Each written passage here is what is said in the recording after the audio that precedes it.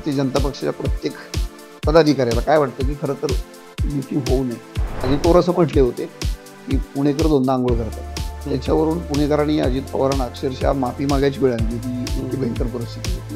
म्हटलं तसं जिल्हा परिषदा, पंचायत समिती आणि नगरपालिकेच्या निवडणुका साधारणपणे डिसेंबरमध्ये होती. डिसेंबरपर्यंत यावेळी काय की भाजप आहे, एकनाथ शिंदेची शिवसेना आणि अजित पवारांची राष्ट्रवादी, त्यामुळे हे महायुती म्हणून लढणार आहे. त्यामुळे या तिघांच्या सोयीचं काय आहे अशाच पद्धतीची प्रभाग रचना आता ऑलरेडी झालेली आहे. प्रत्येक महापालिका, प्रत्येक जिल्हा परिषदेतलं गणित वेगळं आहे. त्या ठिकाणी कुणाला बरोबर घ्यायचं, कुणाला दाबायचं, हा तो तिथल्या लोकल परिस्थितीवरती. आपण पुण्यापुरतं बोलायचं झालं तर पुण्यामध्ये एकनाथ शिंदेची खरं तर काही ताकद नाही. 4 चेहरे सोडले तर फारसं काही एकनाथ शिंदेच्या शिवसेनेचं काही राहत नाही. ग्राउंड रियालिटी अशी आहे की पुणे काय सगळीकडेच बंडखोरी प्रचंड होईल. भारतीय जनता पक्ष असेल किंवा अजित पवारांची राष्ट्रवादी काँग्रेस असेल किंवा एकनाथ शिंदेची शिवसेना, आपल्या अंतर्गत पक्षातल्या विरोधकांना सुद्धा अडचणीत आणण्यासाठी अनेक वेळा काँग्रेसच्या काळात प्रभाग रचना बदलण्यात आलेली आहे. गेल्या 5 वर्षापासून स्थानिक स्वराज्य संस्थांच्या निवडणुका प्रलंबित आहे. आधी कोविड, त्यानंतर प्रभाग रचना आणि त्यानंतर ओबीसी आरक्षणाच्या मुद्द्यावरून या निवडणुका लांबणीवर पडलेल्या आहेत. त्यामुळे इच्छुकांची संख्या देखील दिवसेंदिवस वाढत चाललेली आहे. ज्यांना गेल्या निवडणुकीमध्ये लढायचं नव्हतं त्यांना मात्र आता पुन्हा ही जी आगामी निवडणूक आहे त्यामध्ये लढायचं आहे. मात्र न्यायालयाने निर्णय दिला आहे 4 महिन्यात निवडणुका घ्या. मात्र तरीसुद्धा निवडणूक आयोगाची तयारी फारशी तशी दिसत नाही. मात्र महापालिकेच्या दृष्टीने पुणे असेल, मुंबई असेल आणि इतर ज्या काही महापालिका आहेत तेथील स्थानिक राजकारणाला मात्र ऊत आलेला आहे. प्रभाग रचना असेल आणि प्रभाग रचनाचे जे प्रभाग आहेत ते बदलाबदलीचं राजकारण, कुरघोड्याचं हे सध्या सर्वत्रच पाहायला मिळते. मात्र पुणे महानगरपालिकेमध्ये सध्या काय सुरू आहे आणि प्रभाग रचनेच्या दृष्टीने निवडणूक आयोग असेल आणि इथलची जी पुण्याची यंत्रणा आहे ती कशी काम करते या सगळ्या संदर्भात माझ्यासोबत बोलण्यासाठी ज्येष्ठ पत्रकार आणि बखर लाईव्हचे संपादक श्री उमेश घोंगडे सर आहेत. सर, स्वागत आहे तुमचं लेट्सअपमध्ये. आता मी जो उल्लेख केला आहे, स्थानिक स्वराज्य संस्था या लांबणीवर पडलेल्या आहेत. त्याचं कारण आता सगळ्यांनाच माहिती आहे. मात्र सुप्रीम कोर्टाने जे आता सांगितलं की 4 महिन्यात निवडणुका घ्या, तर ते 4 महिने आता जवळपास संपत आल्यात जमा आहे. तर काय लांबणीवर पडतील की कालावधी पाळला जाईल? मला असं वाटतं की सुप्रीम कोर्टानं जो 4 महिन्याचा कालावधी दिलेला आहे तो 4 महिन्याचा कालावधी तसा आणखी 2 महिन्याचा वेळ आहे. अर्थात 2 महिन्यात निवडणुका होणार नाही आहेत. तुम्हाला कदाचित माहिती असेल राज्यामध्ये जिल्हा परिषदा, पंचायत समित्या, नगरपालिका आणि जवळजवळ 29 महापालिकांच्या निवडणुका आहेत. आता या सगळ्या निवडणुका एका वेळी घेणं शक्य आहे तर अजिबात शक्य नाही आहे. राज्य सरकारपेक्षा सुद्धा निवडणूक आयोगाची जी तयारी सुरू आहे ती माझ्या माहितीप्रमाणे आधी जिल्हा परिषदा, पंचायत समिती आणि नगरपालिका अशा निवडणुका घेणं आणि त्यानंतर मग सगळ्या 29 महापालिकांच्या निवडणुका टप्प्याटप्प्यानं या जिल्हा परिषद निवडणुकानंतर घ्यायचं त्यांचं नियोजन आहे. असं ज्याला आपण सूत्रांची माहिती म्हणतो, आपले जे मित्र आयोगातले आहेत ते सुद्धा या पद्धतीची माहिती देत आहेत. मुळामध्ये तुमचा जो मूळचा प्रश्न आहे की महापालिकेच्या पातळीवरती काय तयारी सुरू आहे, तर नोटिफिकेशन निघालेलं आहे, प्रभाग रचना झालेली आहे, त्याच्यावरती मला वाटतं सूचना हरकती आता सुरू आहेत आणि एका विशिष्ट वेळेमध्ये मला वाटतं जी सप्टेंबरची काही विशिष्ट तारीख असेल त्या तारखेला राज्य सरकारकडं अंतिम प्रभाग रचना सादर होईल. अर्थात तुम्ही एक जाता उल्लेख केला की त्याच्यामध्ये काही राजकीय हस्तक्षेप असतो का वगैरे, तर एकूण महापालिकेचा इतिहास बघितला तर कुठलंही सरकार राज्यात असो आणि महापालिकेत कोणाची सत्ता असो, प्रभाग रचनेमध्ये राजकीय हस्तक्षेप हा असतोच, होतोच. प्रत्येकजण आपापल्या सोयीनं, मग कोण 2चा म्हणतं, कधी 3चा होतो, कधी 4चा होतो. पण गेल्या वेळेस सुद्धा बघितलं असेल की पुणे महापालिकेपुरतं बोलायचं झालं तर 4ची प्रभाग रचना ही यादीच्या निवडणुकांमध्ये होती. त्याच्या आधी 2ची होती, अगदी त्याच्यापूर्वी ती 1चीच होती, पण आता 4ची होती. नक्कीच सर, मी त्याकडे येणारच आहे. मात्र तुर्तास अनेकांच्या मनात प्रश्न हाच पडलेला की निवडणुका आता हा कालावधी निवडणूक आयोग पाळणार नाही, तर मग ह्या निवडणुका कधी होतील म्हणजे साधारण? म्हणजे तो मगाशी आपला अर्धवट विषय राहिला. मी म्हटलं तसं जिल्हा परिषदा, पंचायत समिती आणि नगरपालिकेच्या निवडणुका साधारणपणे डिसेंबरमध्ये होतील, डिसेंबरपर्यंत होतील. आणि मग त्यानंतर महापालिकांची जी यंत्रणा आहे, महापालिका आणि खरं तर ह्या सगळ्या निवडणुका एकाच वेळी घेणं, काही लोक असं म्हणतात की सगळ्या निवडणुका एकाच वेळी घेणं शक्य आहे, पण एकूण महापालिकांची संख्या, महापालिकांमधल्या एकूण मतदारांची संख्या, 29 महापालिका, तिथली एकूण मतदारांची संख्या मोठी आहे. जिल्हा परिषदांची संख्या, पंचायत समित्या, त्यातली सदस्य संख्या, एकूण मतदान यंत्राचा विचार केला तर ते प्रॅक्टिकली खरोखर शक्य नाही आहे. त्यामुळं डिसेंबरपर्यंत माझ्या मते की या सगळ्या निवडणुका होतील, म्हणजे जिल्हा परिषद, पंचायत समिती आणि नगरपालिका. कालचं महापालिकांच्या निवडणुका आहेत त्या निश्चितपणे डिसेंबर जानेवारी फेब्रुवारीमध्ये शक्यता आहे. जाऊ शकतात. नक्कीच. कालच निवडणूक आयोगाने असं सांगितलं की सप्टेंबरमध्ये आम्ही आयोगाकडे वेळ मागून घेणार आहे, कारण त्यांच्याकडे पुरेशी साधन सामग्री नाहीये. बरोबर. सो यामुळे ह्या जानेवारी फेब्रुवारीमध्ये सुद्धा ह्या जाऊ शकतात. आता आपण पुढे येऊयात की प्रभाग रचनेवरून कुरघोडी होते आणि राजकारण होते. तर हा विषय समजून सांगा, कसं राजकारण होतं आणि कशा कुरघोड्या केल्या जातात? बेसिकली काय होतं माहिती आहे का, जो राज्यात सत्तेत असतो त्याच्या सोयीची प्रभाग रचना नेहमी होत असते. गेल्या 25 वर्षांमध्ये पुणे महापालिकेच्या संदर्भात हेच झालेलं आहे. 4चा प्रभाग ही जी कल्पना आहे ती मुळामध्ये भारतीय जनता पक्ष जेव्हा सत्तेत आला तेव्हापासून खरी 4च्या प्रभागाची कल्पना आली. त्यांनी ती अस्तित्वात आणली, अंमलबजावणी केली. मला वाटतं 17ची इलेक्शन सुद्धा तशीच झालेली होती. त्यापूर्वी काय होतं की पुण्यामध्ये सिंगल वॉर्ड सिस्टम होती. त्याच्यानंतर ती 2 सदस्यीय प्रभाग झाली आणि डायरेक्ट थेट 14 पासून ती 4ची झाली. आता मी म्हटलं तसं राजकीय दृष्ट्या राज्य सरकार ज्याचं असतं त्याचा वर्चस्व हा प्रभाग रचनेवरती यापूर्वीही राहिलेला आहे. आपल्या अंतर्गत पक्षातल्या विरोधकांना सुद्धा अडचणीत आणण्यासाठी अनेक वेळा काँग्रेसच्या काळात प्रभाग रचना बदलण्यात आलेली आहे. भारतीय जनता पक्षापुरतं बोलायचं झालं या निवडणुकीत, भारतीय जनता पक्षापुरतं का म्हणतोय तर त्यांची सत्ता आहे. अर्थात यावेळी काय की भाजप आहे, एकनाथ शिंदेची शिवसेना आणि अजित पवारांची राष्ट्रवादी काँग्रेस आहे. त्यामुळे हे महायुती म्हणून लढणार आहे. त्यामुळे या तिघांच्या सोयीचं काय आहे अशाच पद्धतीची प्रभाग रचना आता ऑलरेडी झालेली आहे. आणि तुम्हाला त्या पुढचं सांगतो की याची जी फायनल जे होणार आहे तर ते नगरविकास खात्याकडे निश्चितपणे मुंबईत त्याच्यावरची आपण ज्याला म्हणतो ना शिक्कामोर्तब होईल तो मुंबईत होईल. आणि राज्य सरकारमधले हे 3 पक्ष त्यांच्या सोयीचं काय आहे, म्हणजे शहरातली भौगोलिक परिस्थिती, लोकसंख्या, ज्याला आपण नैसर्गिक सीमा, असा सगळा विचार करून प्रभाग रचना नॉर्मली केली जाते.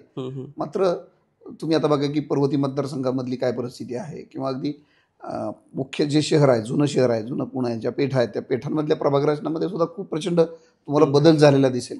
आणि तो बदल खरोखरच सत्ताधाऱ्यांच्या सोयीचा असतो. ते एका कुठल्या पक्षाला दोष देण्यात अर्थ नाही. आतापर्यंतचा इतिहास तोच आहे. उद्धव ठाकरे ज्यावेळेस मुख्यमंत्री होते, म्हणजे अर्थात महाविकास आघाडीचं सरकार होतं, त्यावेळेस त्यांनी 3ची प्रभाग रचना केली. बरोबर. तर या पाठीमागचा काय उद्देश त्यांचा होता? खरंच म्हणजे त्यांना 3चा फायदा होतो आणि यांना 4चा फायदा होतो, हे थोडं लोकांना कळत नाही. त्याच्यामध्ये काय होतं, काँग्रेस आणि त्यावेळची राष्ट्रवादी काँग्रेस म्हणजे अजित पवार, शरद पवार एकत्र होते. त्यांची धारणा अशी आहे की प्रभाग रचना ही म्हणजे 4चा प्रभाग असू नये, प्रभाग मोठे असू नयेत, प्रभाग छोटे असावेत. आणि म्हणून मग 3चा प्रभाग म्हणजे खरं तर त्यांना 2चाच करायचा. काँग्रेस आणि राष्ट्रवादीची सुरुवातीपासूनची भूमिका 2च्या प्रभागाचीच राहिलेली आहे. पण मग बदलत्या परिस्थितीमध्ये आपल्याला फायदा होईल तर मग 4चा एक धारणा अशी आहे. खरं ते त्यात कितपत तथ्य आहे, केवळ 17च्या इलेक्शनमध्ये भारतीय जनता पक्षाला यश मिळालं म्हणून आपण 4ची प्रभाग रचना फक्त भाजपलाच सोयीची आहे असं म्हणण्यात काय खरं तर अर्थ नाही आहे. पण धारणा तर अशीच आहे की 3चा केलं तर काँग्रेस राष्ट्रवादीची मानसिकता की 3चा असावं. शिवसेना त्यांच्यासोबत आघाडीत असल्यामुळे तेव्हा त्यांनी आपल्या सोयीच्या पद्धतीनं 3ची प्रभाग रचना आणि मग प्रत्यक्ष प्रभागातली मी मगाशी म्हटलं तसं भौगोलिक रचना त्या पद्धतीनं करून घेतली होती. अर्थात निवडणुकाच झाल्या नाही त्यामुळे त्याचा त्यांना काही उपयोग झाला नाही आहे. मात्र कुठलाही म्हणजे मी पुन्हा ते सांगायचा प्रयत्न करतो की कुठलाही राजकीय पक्ष असेल तर सत्तेत असलेला पक्ष कुठलाही अपवाद नसतो. भारतीय जनता पक्ष सत्तेत असतं तेव्हा ते स्वतःची सत्ता महापालिकांमध्ये कशी येईल यासाठी प्रत्येक गोष्ट करत असते. प्रभाग रचना हा त्यातला सगळ्यात महत्त्वाचा भाग असतो, अगदी प्राथमिक भाग महत्त्वाचा असतो. नक्कीच. आघाडीच्या काळात सुद्धा आपण बघितलं, काँग्रेस असेल, राष्ट्रवादी काँग्रेस असेल, शिवसेना, अपवाद त्याला कोणी नसतं. प्रत्येकजण आपल्या सोयीचा प्रभाग रचना करायचा प्रयत्न करतो. आता सुद्धा तेच झालेलं आहे. त्यातल्या छोट्या छोट्या अनेक गोष्टी आहेत भारतीय जनता पक्षातल्याच नेत्यांनी आपापल्या पद्धतीनं कशा सोयीच्या काही गोष्टी करून घेतलेल्या आहेत. त्याच्या करून घेतात म्हणजे नेमकं काय करतात? करून घेतात म्हणजे निवडणूक आयोगाचे जे अधिकारी असतात, शेवटी निवडणूक आयोगाचे अधिकारी जरी असले तरी ते इथंच कुठेतरी काम करणारे असतात. निवडणूक आयोगाच्या वतीनं ते काम करतात. महापालिकेची एक शाखा निवडणूक शाखा म्हणून काम करते. रोजच्या संपर्कातले अधिकारी असतात आणि सगळ्याच पक्षांच्या नगरसेवकांचा त्यांचा संपर्क असतो, वर्षानुवर्षाचा असतो. पण मग जो सत्तेत असतो त्याच्या म्हणण्याला जास्त महत्व असतं, त्याच्या म्हणण्याला वजन असतं. बरं त्याचं नाही ऐकलं तर मुंबईतनं कुणीतरी ते सांगत असतं की हे असं करून घ्या. त्यामुळं भाजप असो किंवा शिवसेना राष्ट्रवादी आता सुद्धा तेच झालं. सध्या चित्र सुरू आहे तसं इथे 100%. असे कुठले प्रभाग आहेत की त्यावर जास्त नजर आहे भारतीय जनता पक्षाची आणि सरकारी पक्षाची सध्या? कसं आहे की याच्यामध्ये अजित पवारांची राष्ट्रवादी काँग्रेसचा जर आपण विचार केला तर त्यांचं शहरातल्या मध्यवर्ती भागामध्ये पेठामध्ये फार काही ताकद नाही आहे फारशी. जे उपनगरातले प्रभाग आहेत म्हणजे वडगाव-शिरी असेल, हडपसर असेल, खडकवासला असेल किंवा इकडं शिवाजीनगरचा काही भाग असेल, आपल्या खडकवासला मतदारसंघातला काही भाग असेल, तर याच्यामध्ये राष्ट्रवादी काँग्रेस अजित पवार गटाचा प्रभाव आहे. त्यांनी तिथं आपलं कॉन्सन्ट्रेशन केलेलं आहे. भारतीय जनता पक्ष जसा मध्यवस्थित आहे तसं तो उपनगरांमध्ये पण काही प्रमाणात आहे. त्यामुळे त्यांनी तिथं आपल्या सोयीचा प्रभाग कसा होईल, आपले नगरसेवक, आपले कार्यकर्ते, आपले पदाधिकारी कसे निवडून येतील अशा पद्धतीची प्रभाग रचना करायचा प्रयत्न केला आहे. मध्यवस्तीमध्ये भारतीय जनता पक्षाचा आणि काँग्रेसचा दोघांचा मतदार आहे. काँग्रेसच्या अर्थात हातात त्यांच्या फारसं काही नाही आहे. त्यांनी प्रयत्न करूनही त्यांना फार काही करता आलेलं नाही. मात्र एकनाथ शिंदेची शिवसेना त्यांचा जरी फारसा शहरामध्ये प्रत्यक्ष प्रभाव नसला तर तेही त्यांच्या परीने काही प्रयत्न करत आहेत. पण मुख्यतः अजित पवारांची राष्ट्रवादी काँग्रेस आणि भारतीय जनता पक्ष यांनी आपल्या सोयीच्या प्रभाग रचना कशी करता येईल हा प्रयत्न मला वाटतं यशस्वीरित्या केलेला आहे. आणि अर्थात आणखी काही सुधारणा करायच्या असतील, आत्ता काही करेक्शन राहून गेले असतील तर जेव्हा त्याच्यावरती अंतिम मोहर उठवली जाईल, शिक्कामोर्तब होईल, तेव्हा ते मुंबईतच जे काय त्याचं फायनल होईल. नक्कीच. आताची जी राजकीय परिस्थिती पाहिली तर भारतीय जनता पक्ष असेल किंवा जे एकनाथ शिंदेचा पक्ष किंवा अजितदादाचा पक्ष हे सध्या कुणाला बॅकफुटवर ढकलण्याचा प्रयत्न करताना तुम्हाला दिसत आहे सध्या? म्हणजे अंतर्गत कलह, मला तेच अंतर्गत स्पर्धा, तेच म्हणजे एकमेकांमध्ये स्पर्धा करतायत की खरंच त्यांना शरद पवारांची राष्ट्रवादी असेल, दोन्ही आघाड्यांवरती किंवा काँग्रेस, दोन्ही आघाड्यांवरती त्यांना काम करायचं. एक म्हणजे प्रत्येक महापालिका, प्रत्येक जिल्हा परिषदातलं गणित वेगळं आहे. त्या ठिकाणी कुणाला बरोबर घ्यायचं, कुणाला दाबायचं, हा तो तिथल्या लोकल परिस्थितीवरती. आपण पुण्यापुरतं बोलायचं झालं तर पुण्यामध्ये एकनाथ शिंदेची खरं तर काही ताकद फारशी नाही आहे. 4 चेहरे सोडले तर फारसं काही एकनाथ शिंदेच्या शिवसेनेचं काही राहत नाही. प्रश्न आहे तो अजित पवार आणि भारतीय जनता पक्ष. मी मगाशी म्हटलं तसं प्रभाग रचनेमध्ये सुद्धा त्या दोघांचाच प्रभाव जाणवला. तर एकूण शहरामध्ये अजित पवारांची मुख्य शहर ज्याला पेठा म्हणतोय आपण, तिथं अजित पवारांचं फारसं काही वर्चस्व नाही आहे.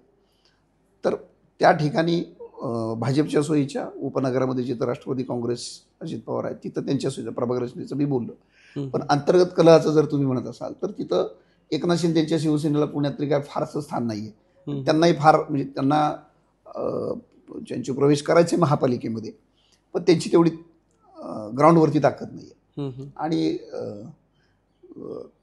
विरोधी पक्षातलं म्हणाल शरद पवारांची राष्ट्रवादी काँग्रेस किंवा शिवसेना आहे उद्धव ठाकरेंची, यांना या प्रभाग रचनेमध्ये काही फारसे नाही आहे. त्यांना हवं तसं काही होऊ शकत नाही आहे. हा एक भाग झाला त्यांचा. अंतर्गत कलहाचा जो विषय आहे तर त्याच्यासुद्धा रस्सीखेच झालेली आहे. तुम्ही प्रभाग रचनेत जर काही माहिती घेतली तर राष्ट्रवादी काँग्रेसच्या अनेक पदाधिकाऱ्यांनी खूप प्रयत्न केले. काही ठिकाणी त्यांचे यशस्वी झाले, काही ठिकाणी भारतीय जनता पक्षाच्या पदाधिकाऱ्यांचे अनेक ठिकाणी प्रयत्न यशस्वी झाले. त्यांना हवे तसे प्रभाग झालेले आहेत. नक्कीच. अनेक म्हणजे महायुतीमधील जे घटक पक्ष आहेत त्यातील जे काही नेते इच्छुक आहेत त्यांचं फार तळ्यात मळ्यात चाललंय. म्हणजे एकत्र महायुती म्हणून लढणार की एकमेकांच्या विरोधातच लढावं लागेल हे असं पण एकंदरीत शहरातलं चित्र पाहिलं तर तुम्हाला काय वाटतं, एकत्र लढतील की खरंच वेगवेगळं लढावं लागणार आहे? खरं सांगा की तुम्हाला आठवत असेल अगदी दुसऱ्या वेळी परवा देवेंद्र फडणवीसांनी असं सांगितलं की आम्ही महायुती म्हणून लढणार आहोत तर राज्यभर. अर्थात काही ठिकाणी अपवाद असेल असं ते म्हटलेलं आहे. पण अपवादामध्ये ग्राउंड रियालिटी अशी आहे की पुणे काय सगळीकडेच बंडखोरी प्रचंड होईल. तर भारतीय जनता पक्ष असेल किंवा अजित पवारांची राष्ट्रवादी काँग्रेस असेल किंवा एकनाथ शिंदेची शिवसेना असेल, जेव्हा यांना एकत्रितपणे ही मोठ बांधायची वेळ येईल तेव्हा प्रचंड तिन्ही पक्षामध्ये बंडखोरी झालेली असेल. भारतीय जनता पक्ष त्याला अपवाद असणार नाहीये. त्यांच्यामध्ये सुद्धा कारण स्पर्धा एवढी आहे. एक तर 17 ते 22 हा 5 वर्षाचा कालावधी संपल्यानंतर गेली 3 वर्ष प्रशासकांच्या हातात राज्य आहे. अनेक इच्छुक या मधल्या काळात निर्माण झालेले आहेत. आधीचे जे 17 ते 22 मधले तर आहेतच. गेल्या 3 वर्षांमध्ये अनेक नव्या लोकांना पंख फुटलेत आणि त्यांनाही नगरसेवक पदाची स्वप्न पडलेत. सगळ्या पक्षांनी ही परिस्थिती आहे. त्यामुळे इच्छुकांची संख्या ही प्रचंड आहे. समजा आपण भाजप असं गृहीत धरलं तर भाजपमध्ये इच्छुकांची संख्या आणि त्यांना या 3 पक्षांच्या वाटणीमध्ये मिळणाऱ्या जागा याच्यामध्ये प्रचंड तफावत असेल. त्यामुळं बंडखोरी ही भारतीय जनता पक्षात निश्चितपणे असेल आणि मग एकनाथ शिंदेच्या शिवसेनेचं फारच काही पुण्यामध्ये बंडखोरी होण्याची शक्यता नाही, कारण त्याला माणसं शोधावी लागतील. अजित पवारांच्याकडे मात्र मोठ्या संख्येनं आहे, त्यामुळे त्यांच्याकडे सुद्धा बंडखोरी निश्चितपणे. याआधी सर महापौरांचा आपण कारभार पाहिलेला आहे, पण एक प्रशासन राज म्हणून या कार्यकाळाकडे कसं पाहता? काय फायदा झाला पुणेकरांचा आणि काय तोटा झाला? तुम्हाला मी खरं सांगू, आपण पदाधिकाऱ्यांची सत्ता पण पाहिली, अनेक वर्ष पाहतोय आपण, आणि 3 वर्ष प्रशासक पण पाहिले. खरं तर अलीकडच्या काळामध्ये प्रशासक, आपण बातमीदार म्हणून अनेक नव्या पिढीतले बातमीदार आहेत, त्यांना प्रशासक राज आज पहिल्यांदा, म्हणजे या 3 वर्षात पहिल्यांदा अनुभवायला मिळालं. पण दोन्हीची तुलना केली तर महापालिकेत नगरसेवक असणं किती महत्त्वाचं असतं हे गेल्या 3 वर्षात सर्वसामान्य माणसांना पण कळालेलं आहे. कारण अधिकाऱ्यांची प्रचंड मनमानी पुढे महापालिकेमध्ये अक्षरशः वाईट पद्धतीनं कामकाज सुरू आहे. गेली 3 वर्ष सर्वसामान्य माणसाची कामं होत नाहीत. म्हणजे साधं आहे की आपल्या प्रभागातला, आपल्या गल्लीतला, आपल्या सोसायटीतला कचरा उचलला नसेल तर माणूस, सर्वसामान्य नागरिक नगरसेवकांकडे जायचा आणि नगरसेवक प्रसंगी शिव्या घालून म्हणू आपण अशा पद्धतीनं पदाधिकाऱ्यांकडनं, अधिकाऱ्यांकडनं काम करून घेत होते. आता कुठलाही वचक राहिलेलं नाही. लोक गेले, नागरिक गेले माझे नगरसेवकांकडे, इच्छुकांकडे, पदाधिकाऱ्यांकडे. ते म्हणतात महापालिका अधिकारी ऐकत नाही आहेत. ऐकत का नाही आहेत? कारण त्यांच्या हातातच गेली 3 वर्ष सत्ता आहे आणि ज्यांच्या हातात असायला हवी होती ते त्यांना विनवणे करतात. अशी खरं तर पुण्यातली गेल्या 3 वर्षापासूनची परिस्थिती आहे. त्यामुळे प्रशासक राज हे कधी वाईटच असतं, त्याचा अनुभव पुणेकरांनी बघितलेला आहे. आता नुकतेच एक महापालिका आयुक्त आले होते, ते 6 महिने राहिले आणि त्यांनी काय पद्धतीनं कारभार केला त्यांच्याबद्दल काय काय चर्चा झाल्या आपण वर्तमानपत्रात, एकूण माध्यमात ऐकले असतील. त्यांची वैद्यकीय बिलापासून शेवटच्या दिवशीची धावपळांनी काय काय केलं हे पण आपण वाचलेलं आहे वर्तमानपत्रात. एकूणच काय तर प्रशासक राज हे कधीच चांगलं नसतं. नक्कीच. या आता आगामी निवडणुकीच्या काळामध्ये कुठले मुद्दे समोर येऊ शकतात आणि कुठले महत्त्वाचे जे की यायला पाहिजे या निवडणुकीमध्ये? खरं सांगा, पुण्यापुरतं बोलायचं झालं तर गेल्या 25 वर्षामध्ये तेच मुद्दे आहेत. मुद्दे बदललेले नाही आहेत. म्हणजे 2007च्या इलेक्शनमध्ये काय मुद्दे होते तर 2007च्या इलेक्शनमध्ये पुण्याचा वाढता विस्तार होतो आहे. त्यावेळी पुणे नुकतंच वाढायला सुरुवात झालेली होती. उपनगर बऱ्यापैकी वाढायला लागलेली होती. तर हद्दीचा विषय होता, म्हणजे गावांची हद्द वाढवण्याचा विषय होता. काही गाव वाढली होती, काही इच्छुक होते यायला, तो विषय होता. पाण्याचा प्रश्न होता. काही त्या काळात जी काही गावं वाढली होती त्यांना पाणी मिळत नव्हतं तेव्हा. आजही तीच परिस्थिती आहे. काही गावांना पाणी नाही आहे, टँकरनं पाणी पुरवठा आहे. हे 2007मध्ये सुद्धा अशीच परिस्थिती होती. सांगायचा मुद्दा काय, प्रश्न काही बदललेले नाही. शहर वाढलेलं आहे, लोकसंख्या वाढलेली आहे, नव्यानं निवडणुका होत आहेत, पण लोकांच्या प्रश्नामध्ये फारसा फरक पडलेला नाही आहे. कालच तुम्ही बघितलं, अजित पवारांनी स्वतः जे पालकमंत्री आहेत त्यांनी नितीन गडकरींना अशी विनंती केली की हे पुण्यातनं जाणारे 3 नॅशनल हायवेज आहेत ते तुम्ही 6 लेन करा, त्याची रुंदी वाढवा. 2007च्या, त्याच्या 2002च्या, 2012च्या या निवडणुकांमध्ये असेच विषय होते. प्रचंड वाहतूक कोंडी आहे, प्रदूषणाचा विषय आहे, पाणी मिळत नाहीये, झोपडपट्ट्यांचा विषय आहे. निवडणूक 25 वर्षापूर्वीच्या निवडणुकीत सुद्धा हेच विषय होते आणि आताही हेच विषय आहे. सर, आता जे काही माजी नगरसेवक आहेत आणि काही जे इच्छुक नव्याने तयार झालेत की ज्यांना निवडणूक लढवायची, त्यांच्या मनात सध्या काय सुरू आहे? खरं सांगा, जे इच्छुक आहेत, जे माझे आहेत, आजी, जे कोणी सगळे इच्छुक आहेत त्याच्यात आजी माझी सगळे चालेल. त्यांची कशी घालमेल होते? त्यांची घालमेल अशी आहे, प्रत्येकाला भीती काय आहे, भारतीय जनता पक्षाच्या प्रत्येक पदाधिकाऱ्याला काय वाटतं की खरं तर युती होऊ नये. का बरं? तुम्ही बघितलं 17ला प्रचंड बहुमत मिळालं होतं भारतीय जनता पक्षाला. आता भारतीय जनता पक्षाला तशीच पोषक परिस्थिती आहे. त्यांनी 17 ते 22 मध्ये काम काय केलं हा वेगळा भाग आहे, पण पुन्हा तशीच 17 साली जशी परिस्थिती होती तशीच परिस्थिती भारतीय जनता पक्षासाठी आहे.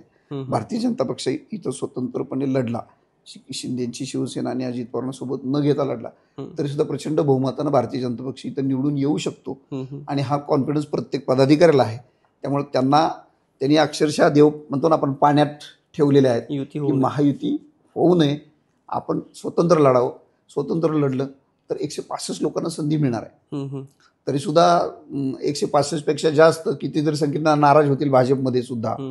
संपूर्ण महापालिका लढायला संधी मिळाली, म्हणजे स्वतंत्र लढायची संधी मिळाली तरी सुद्धा, कारण इच्छुकांची संख्या तेवढी आहे. बंडखोरी होईल, इच्छुकांची संख्या खूप आहे. त्यामुळे भाजपच्या सगळ्या पदाधिकाऱ्यांच्या, सगळ्या भावी नगरसेवकांच्या मनामध्ये भाजपनं युती करू नये, स्वतंत्र लढा अशीच भावना आहे. महाविकास आघाडीतील जे पक्ष आहेत तिन्ही, त्यांची कशी तयारी वाटते तुम्हाला? महाविकास आघाडी मुळामध्ये अस्तित्वात आहे का असा प्रश्न पडण्याजोगी परिस्थिती आहे. कारण पुण्यामध्ये मुळात काँग्रेसची अवस्था काय आहे आपल्याला सर्वसाधारण कल्पना आहे. काँग्रेसमध्ये जी काय उरली सुरली काँग्रेस आहे त्याच्यामध्ये प्रचंड गटतट आहेत, कोणाची कोणाला मेळ नाही. इतकी दयनीय अवस्था. मी पुणे महापालिकेचं राजकारण किमान 25-27 वर्ष जवळून बघतो आहे बातमीदार म्हणून. दर निवडणुकीला गेली म्हणजे 25 वर्षाचा जर आपण एक आलेख मांडला काँग्रेसच्या बाबतीत, तर दर निवडणुकीला जशा निवडणुका येत गेल्या तशी काँग्रेसची अवस्था अत्यंत दयनीय होत गेली.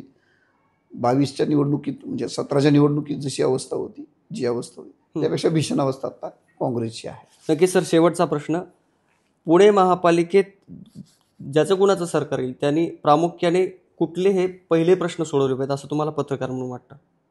मला असं वाटतं की दीर्घकालीन पुण्याचा पाण्याचा प्रश्न पुढची 50 वर्ष गृहीत धरून पुण्याचा पाण्याचा प्रश्न एकदाच सोडवला पाहिजे.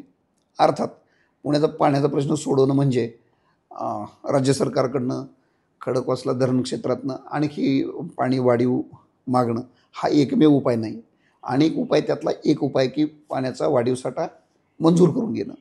दुसरं, पाण्याची जी गळती आहे ती प्रचंड मोठ्या प्रमाणात आहे. तुम्हाला कदाचित आठवत असेल किंवा तुम्हाला माहिती नसेल, अजित पवार एकदा पुण्यात असं बोलले होते साधारण 10-12 वर्षापूर्वी की पुणेकर दोनदा आंघोळ करतात आणि प्रत्येक पुणेकराला 150 लिटर पाणी प्रत्येक पुणेकर वापरतो. 150 लिटर पुणेकर पाणी वापरतो हे खरं आहे. हे महापालिका आणि यंत्रणेतनं पाटबंधारे जलसंपदाने सुद्धा सांगितलेलं आहे. पण अजित पवार असं म्हटले होते की पुणेकर दोनदा आंघोळ करतात. त्याच्यावरून पुणेकरांनी अजित पवारांना अक्षरशः माफी मागायची वेळ आणली होती, इतकी भयंकर परिस्थिती होती. त्यामुळं पाण्याची गळती, पाण्याचा वापर, अतिरिक्त कोटा मंजूर करून घेणं हा एक भाग झाला, हा पाण्याच्या विषयाचा भाग झाला. इन्फ्रास्ट्रक्चरमध्ये रस्ते कितीही केले तरी अपुरे पडत आहेत. 2 महापालिका करणं, पुणे आणि काय पूर्व पुणे किंवा हडपसर जी काय 2 महापालिका पुण्याच्या करणं, त्याच्यानंतर थोडीशी विकेंद्रित, आता रिंग रोड जसा होतो आहे तर थोडी विकेंद्रित लोकसंख्या होईल, म्हणजे शहर वेगवेगळ्या टाउनशिप मोठ्या कशा बाहेर नेता येतील हा प्रयत्न करणं हे पुण्याच्या हिताच आहे. अदरवाईज आज आपण बघतोय पुण्यातली वाहतूक कोंडी आणखी 10 वर्षांनी काय परिस्थिती होईल. हा झाला रस्ते आणि एकूण इन्फ्रास्ट्रक्चरचा विषय. मेट्रोची जे जाळं आहे ते पुण्यामध्ये, मेट्रो खरं तर फार पूर्वी सुरू व्हायला हवी होती. अर्थात त्याला काँग्रेस, राष्ट्रवादी काँग्रेस हे 2 पक्ष जबाबदार आहेत, कारण मी त्या सगळ्या बातमीदारीत मी साक्षीदार आहे. खूप पूर्वी व्हायला हवी होती. काँग्रेस राष्ट्रवादी गोंधळ ती कधी झाली नाही. भाजपवाल्यांमध्ये अनेक दोष आहेत, पण त्यांनी किमान मेट्रो सुरू केली आहे आणि आता ते गतीनं जाळं निर्माण करतात. तर सांगण्याचा मुद्दा आहे की मेट्रोचं जाळं वाढवणं आवश्यक आहे. पुण्याचा रिंग रोड सुरू झाला आहे, काम सुरू झालं आहे, कॉन्ट्रॅक्ट दिले असं म्हणतात आणि 2.5 वर्षात तो पूर्ण केला जाईल असं सांगितलं जातं. लवकरात लवकर तो रिंग रोड होणं आणि पुन्हा जे वाढणारं पुणे आहे त्या पुण्यामध्ये आत्तासारखी धनकवडी, आत्तासारखंच नरे आंबेगाव उभं राहू न देणं ही जे कोणी सत्तेत येतील त्यांची खरं जबाबदारी आहे, असायला पाहिजे. जबाबदारी आहे. सर, एक प्रश्न राहून गेला प्रभाग रचनेचा, कारण गेल्या वेळेस जी प्रभाग रचना आणि प्रभागाची संख्या होती ती वेगळी होती. यावेळेस आता 165 नगरसेवक असणार आहेत. तर हे कसं गणित जुळवायचं, म्हणजे किती प्रभाग करायचे आणि 3चे प्रभाग करायचे, कारण एक प्रभाग असा राहतो की तो 5चा द्यावा लागणार आहे. त्याला ऑप्शन आहेत ना, 1 5चा करा किंवा 3 करा आणि 4चे 39 करा, तर ते बरोबर होतील. यालाच एक उपप्रश्न असा येतो की असे 3-3चे कुठल्या प्रभागामध्ये किंवा पुण्याच्या भागामध्ये करू शकतात, कारण लोकसंख्या आणि भौगोलिक दृष्टीने कसं आहे, 3चा प्रभाग हा ज्या प्रभागामधले आता ती जी प्रभाग रचना फायनल होईल त्या प्रभागामध्ये जिथं कमी लोकसंख्या असेल त्याला पण लोकांचं प्रतिनिधित्वाच्या हिशोबानेच ते सगळं बनवलं जातं. तर ज्या प्रभागामध्ये लोकसंख्या कमी असेल प्रायोरिटीनं त्या 3 प्रभागामध्ये हे 3 नगरसेवक ते 3चे प्रभाग करता येतील. नक्कीच. धन्यवाद, तुम्ही लेट्सअपशी बोललात. तर श्री उमेश घोंगडे सरांनी आपल्याला पत्रकारांच्या मनात सध्या महानगरपालिकेची निवडणूक आयोगाची तयारी, पुणेकरांचे प्रश्न, प्रशासन राज आणि एकूणच इच्छुकांच्या मनातील घालमेल या सगळ्या विषयावर आपण त्यांच्याशी बोललो. अनेक जे प्रेक्षक आहेत ते सुज्ञ आहेत, त्यांना माहिती असेल याबाबत. मात्र पत्रकार म्हणून जेव्हा फील्डवर काम करत असताना कुठल्या गोष्टी दिसतात आणि कुठल्या गोष्टीची तयारी कुठपर्यंत गेलेली आहे हे दाखवण्यासाठी सोप्या भाषेत सरांनी आपल्याला या सगळ्या प्रकरणाची माहिती दिली आहे. विष्णू सानप, प्लेट्सअप मराठी. सोशल मीडियाच्या भाऊ गर्दीत विश्वासार्हतेने चकाकणारे नाव म्हणजे लेट्सअप मराठी. सगळ्यांना, सगळ्या नागरिकांना ती स्पीच, ती लेट्सअप वरील मुलाखती म्हणजे विचारांचा खजिना. त्यानंतरच्या निवडणुकीमध्ये मला सोडून गेले. बातम्या केवळ वस्तुस्थिती सांगणाऱ्या, न प्रोपगंडा, फक्त जनतेचा अजेंडा. क्योंकि आने वाला कल जाने वाला है, जाने वाला कल आने वाला है. राजकारण, मनोरंजन असो की क्रीडा क्षेत्र, महाराष्ट्राची स्पंदने संवेदनशीलतेने टिपणारे माध्यम म्हणजे लेट्सअप मराठी. जगासोबत एक पाऊल पुढे राहण्यासाठी लेट्सअपचे ॲप, सोशल मीडिया आणि वेबसाईट सोबत कनेक्टेड रहा.